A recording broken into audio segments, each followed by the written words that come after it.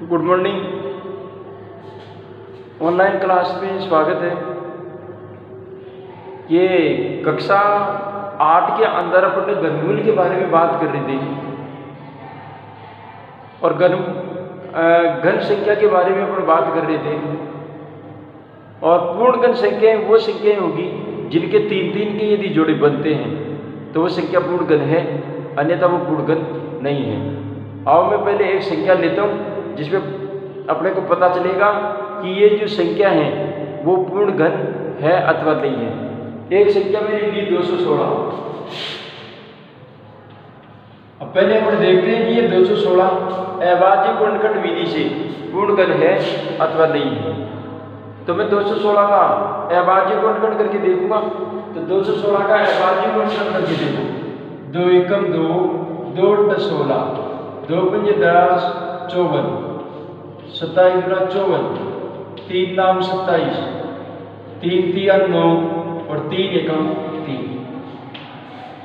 अब आपको घन संख्या और घनमूल ज्ञात करने के लिए आपको तीन संख्याओं के जोड़े बनाने होंगे। तीन संख्याओं के क्या करने होंगे? जोड़े बनाने होंगे। तो तीन संख्याओं के आपको जोड़े बनाने, एक जोड़ा तो 2 का बन गया और एक जोड़ा यहाँ पर किसका बन गया? 3 का बन गया। यानी 2 × 3 बराबर 3 दूना 6। तो 6 की घात 3 किया जाता है। यदि 6 का आपको घन किया जाता है तो वो संख्या प्राप्त होती है कितनी? 216।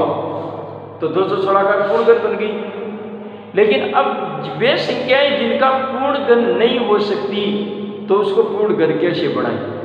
तो पूर्ण घन बनाने के लिए वही वर्ग वाली बात आपने वर्ग में देखी थी कि छोटी से छोटी संख्या से या तो गुणा किया जाए या फिर छोटी से छोटी संख्या का उपरोक्त संख्या में भाग दिया जाए तो वो संख्याएं पूर्ण घन बन सकती है।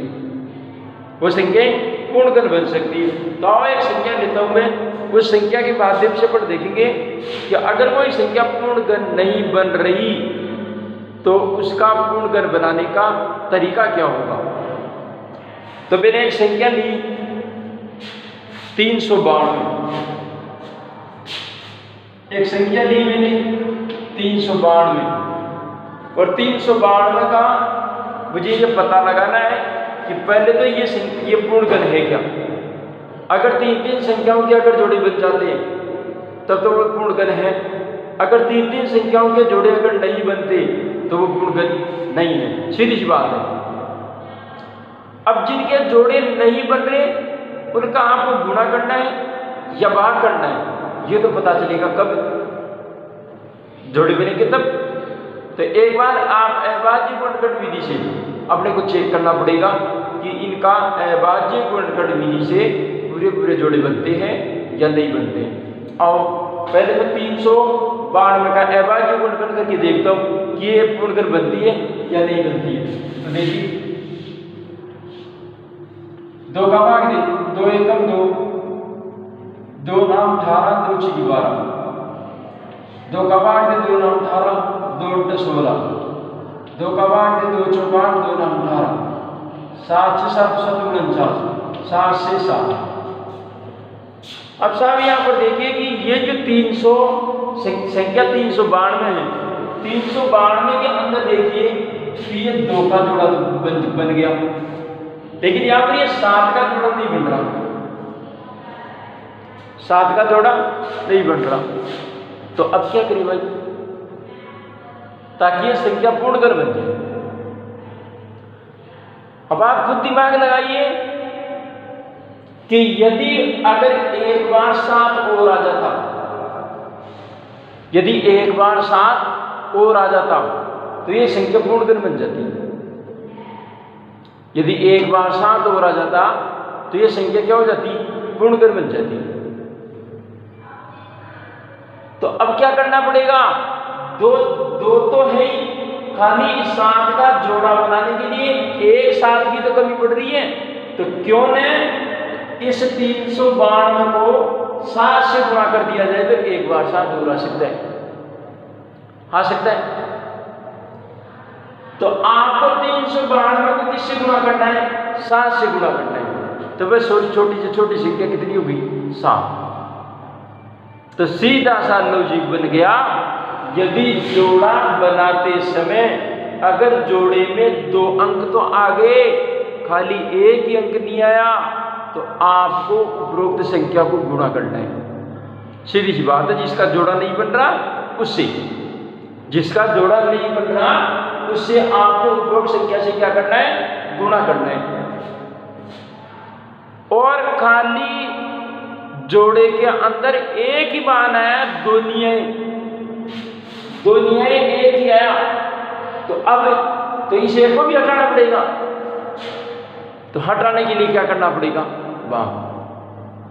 तो यदि जोड़ा बनाते समय अगर जोड़े में केवल एक ही छोटी से छोटी संख्या, केवल एक ही कम पड़ रही है, तब तो गुणा करो। और केवल एक ही आई है तो उस एक को भी हटाओ। हटाने के लिए अपने को ऊपर वाली संख्या के अंदर जो पर्सन के अंदर दे रखी थी, उस संख्या का आपको उस संख्या के अंदर उसका भाग देना है। सीधी सी बात है, वो छोटी से छोटी संख्या का, सीधी सी बात है।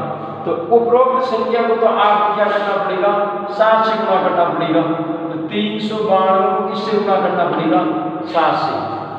किससे गुणा करना पड़ेगा, 7 से। 7 से गुणा करो, 7 दूनी 14, 9 7 63, 63 और 1 64, 6 7 3 21, 21 और 6 27, 27 44 हो गए। अब ये जो 27 44 आया, ये पूर्णगण है। ये 27 44 जो आया वो पूर्णगण है। तो देखो 27 44 ये पूर्णगण है। अब 2 का भाग देखो, 2 1 2, 2 3 6, 2 7 14, 2 2 4, 2 6 12, 2 2 16 और 2 6 12।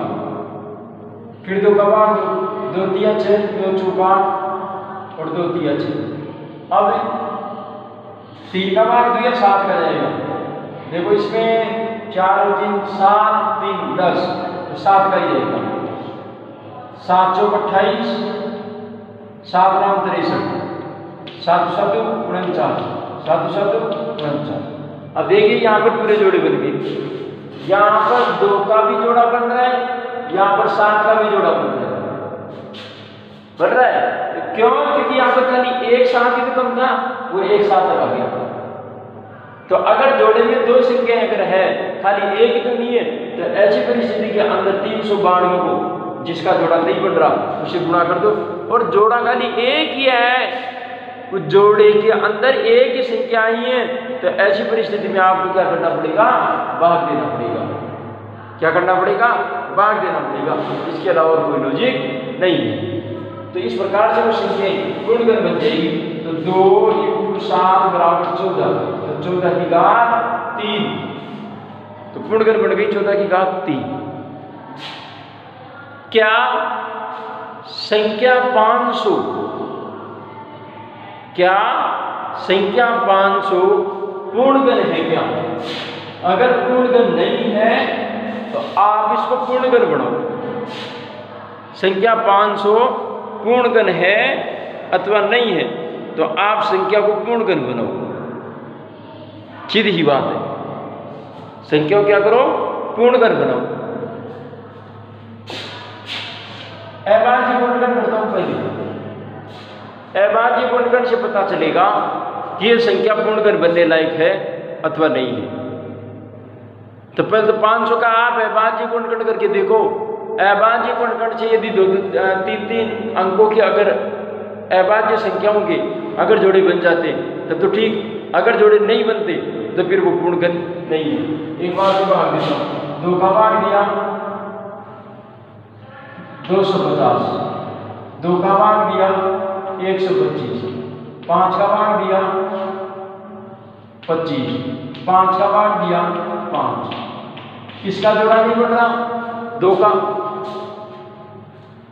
अच्छा 2 का भी जोड़ा नहीं बन रहा, लेकिन जोड़े में 2 अंक आ गए, खाली एक अंक तो नहीं है। तो ऐसी परिस्थिति में क्या करना पड़ेगा, अपने को 2 से और गुणा करना पड़ेगा, ताकि वो एक बार 2 और आ जाएगा, ताकि एक बार 2 और आ जाएगा। तो ऐसी स्थिति में 500 को किससे गुणा करना पड़ेगा, छोटी से छोटी संख्या 2 से। तो 500 गुना 2 बराबर 1000। 1000 आपकी पूर्णगण संख्या बढ़ेगी। 1000 आपकी पूर्णगण संख्या बढ़ेगी। अब आप चाहे 1000 को पूर्णगण संख्या बना के देख सकते हैं। आराम से 10 का क्यूब होगा, 10 का क्यूब, और 3 जीरो लग रही है, सीधी सी बात है, पूर्णगण बढ़ेगा। तो इस प्रकार से आपको संख्याओं को पूर्णगण बनाना है, पूर्णगण बनाना है। अब पूर्णगण बनाने के लिए जोड़े का आपको विशेष ध्यान रखना है, जिसका जोड़ा नहीं बन रहा। 53,240 एक संख्या है, 53,240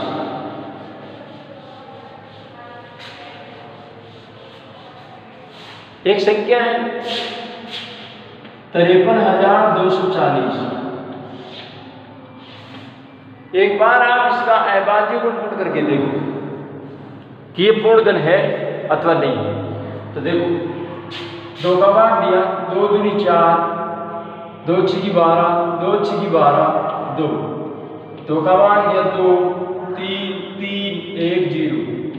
2 का भाग दिया 2 छकी 12, 2 छकी 12, 2 पंजे 10, 2 पंजे 10। सीधी बात है। अब आप टोटल लगा के देख लेंगे 3 का भाग जाएगा या नहीं जाएगा। 10, 16 और 22, और 22 में 3 का भाग जाता नहीं है, तो जाहिर सी बात है 5 का भाग जाएगा। 5 एकम 5, 5 तिया 15, 5 तिया 15, 5 एकम 5। अब तो 11 का जाएगा। 11 एकम 11, 11 दूना 22, 11 एकम 11, 11 एकम 11, 11। अब जोड़ा किसका नहीं बन रहा? यहां पर 2 का भी जोड़ा बन जाता है, 11 का भी जोड़ा बन जाता है, 5 का जोड़ा नहीं बन रहा। तो अब अपने को तय करना है कि गुणा करूं कि भाग करूं। भाग ही करना पड़ेगा। संख्या 1 या ये 5, ये जो छोटी से छोटी संख्या है 5, ये 5 एक ही बार आई है। तो आपको 53,240 को 5 का क्या देना पड़ेगा? भाग देना पड़ेगा। 5 का क्या देना पड़ेगा? भाग। फिर जाकर के पूर्णगण बन जाएगी।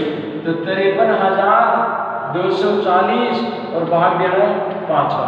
भाग दे लो, जो भी आपका भागफल आएगा वो भागफल आपका पूर्णगण बनेगा, वो भागफल आपका पूर्णगण बनेगा।